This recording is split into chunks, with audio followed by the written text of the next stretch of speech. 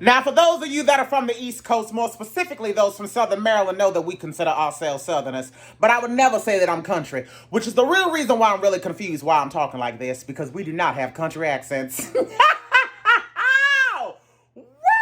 Let's get to cooking!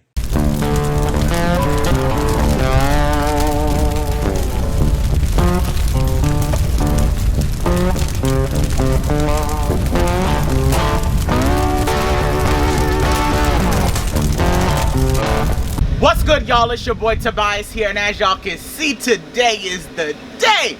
Your boy is about to finally break in this Series 5 vertical smoker from PitBoss, and I am super excited. My first cook is going to be some smoked wings, but before we make the wings, we want to make sure that we do the burn-off process to get this machine nice and sanitized.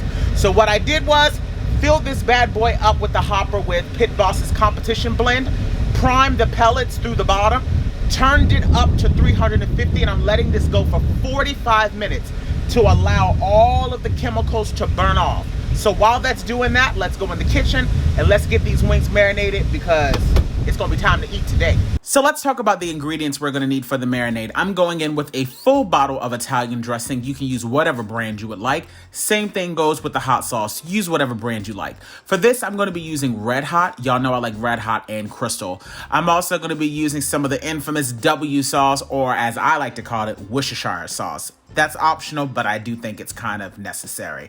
Then we're also going to be adding in some low sodium soy sauce. You don't really want to use the fully loaded soy sauce just because to me, you'll run the risk of your stuff being too salty. So like I said, add in the full bottle of the Italian dressing.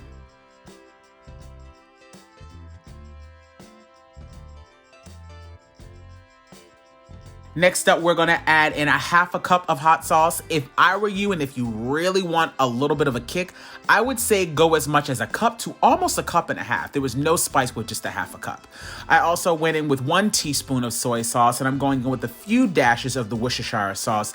Give that a good mix, and that's really all you need. But like I said, if you really want it to have a little bit more of a kick to it, go in with the full cup and a half of the hot sauce. I only did a half a cup and there was a little to no spice detected at all. So once you do that, now let's talk about the breakdown process of the chicken. Now, if you can already find wingettes, great. I was only able to find whole wings, but I wanted to still break them down. So I'm going right at the edge, cutting off the tip, and then I'm also finding, you know, the crease here. My mind it's completely slipping me because I am literally half asleep right now. But you're going to cut those in half. And then there you go. Now you have your wingettes, and you don't have to worry about those little wingtip parts burning in your smoker. You're gonna add all of your wings to your marinade. Now I'm gonna do it inside of this glass bowl, but of course you don't have to do that. You can do it in a Ziploc bag and just mix everything up in there, so that's one less dish you have, but it's not that big of a deal. Just wash it afterwards. Give it a good massage, and then you're gonna put this in the fridge for minimum 4 hours, max 24 hours. Just a reminder, when you're putting chicken inside of a vinegar-based marinade, you do not want it to marinate for more than 24 hours because it will change the texture of the chicken. So keep that in mind to make sure that you don't do it too far in advance, okay? After you let that marinate for 24 hours or the 4 hours, you're then going to sit it on a rack so that some of that excess liquid can kind of drip off. You don't want your chicken to be soaking wet. If it's soaking wet, when we go to add in that dry rub, it's going to end up clumping up, and you don't want that. So I let it sit on this rack for about 10 to 15 minutes, and then if there's still a lot of liquid left, I'll go in and I'll just pat dry it down with some paper towels, and that's totally fine. Once you get that done, now it's time to add in the rub. The rub that I'm trying out is Killer Hog's all-purpose seasoning as my first layer, which is essentially just like salt, pepper, garlic powder, the essentials. I'm gonna go in with a light layer of this because we're gonna be adding on multiple flavors in just a moment. So like I said, we're gonna go in with a light layer of that, and then we're gonna top it with the Killer Hog's the barbecue rub.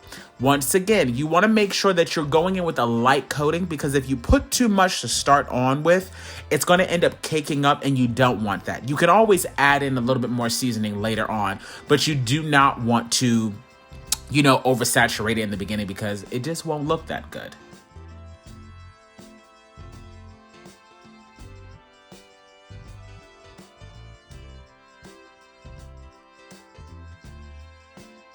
And now that we got that down, all I'm gonna do is just pat them down. No need to rub them around or do all of that. And then I'm gonna flip them over, and so that you guys don't have to sit here and watch me do that whole process, I'm gonna flip these over and I'm gonna do the exact same thing.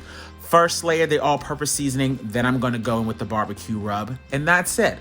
Now, let's get ready to get outside because it's time to cook these bad boys. All right, y'all, so now I got my machine turned back on. I got it set at 275. It's reading 275, and my probe is also reading about 270, 275. So the temperature is actually pretty spot on. I got our wings right here. Our wings are looking flawless. So let's load these bad boys inside.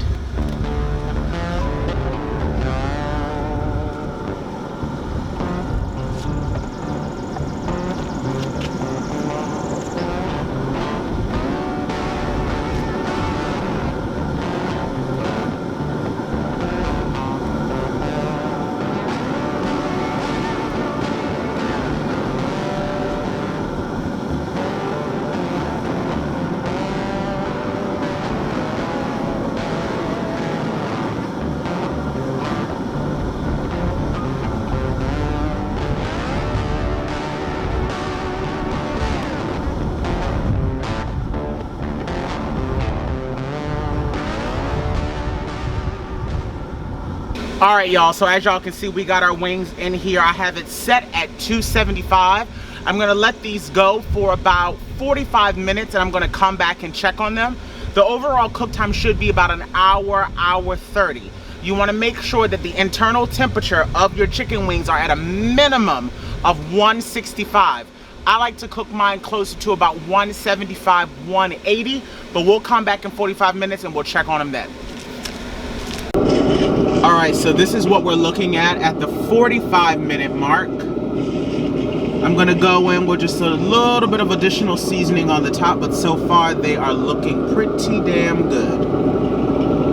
All right, y'all, so I flipped these over, so I'm gonna go in with just a little bit more of that rub right on the top. And then I'm gonna close this up, allow it to go for an additional 30 minutes or until the temperature reaches an internal temperature of 175, 180.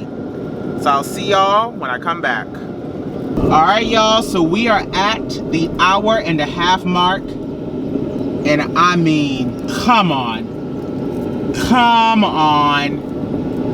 They are literally perfect.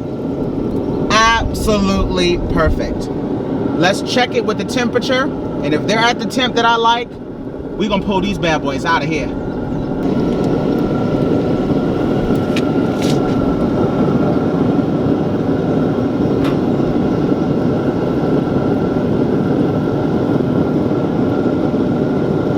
That's reading about 156. So we're gonna let these go for a little bit longer. Let's try this one here. That's about 167, so that one's definitely good to go. Let's try one more. About 170, all right. So what I'm gonna do is I'm gonna let these go for an additional, I'm gonna say about 15 minutes. As you can see, we still got a little bit of moisture going on here. So I'm gonna let them go for about 15 more minutes and then we're gonna take them out of there. And just like that, you got yourselves some smoked wings. I mean, look at that. Look at the coloring.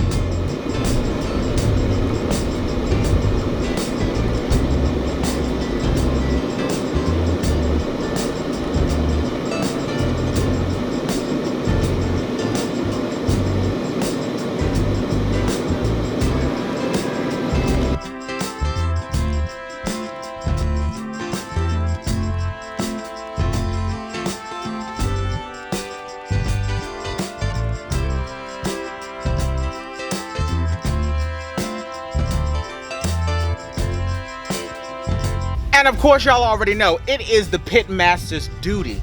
It is my responsibility to go in for that first bite.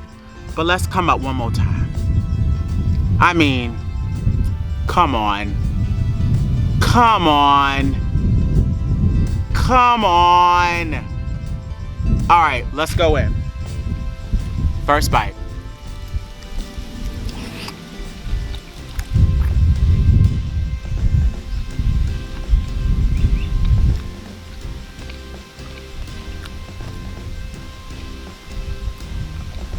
Boy, look at that smoke ring. Look at the smoke.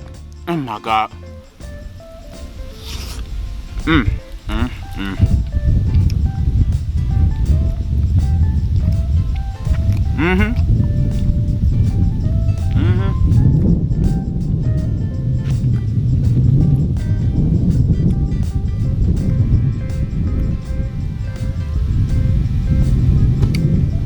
Hand to the man.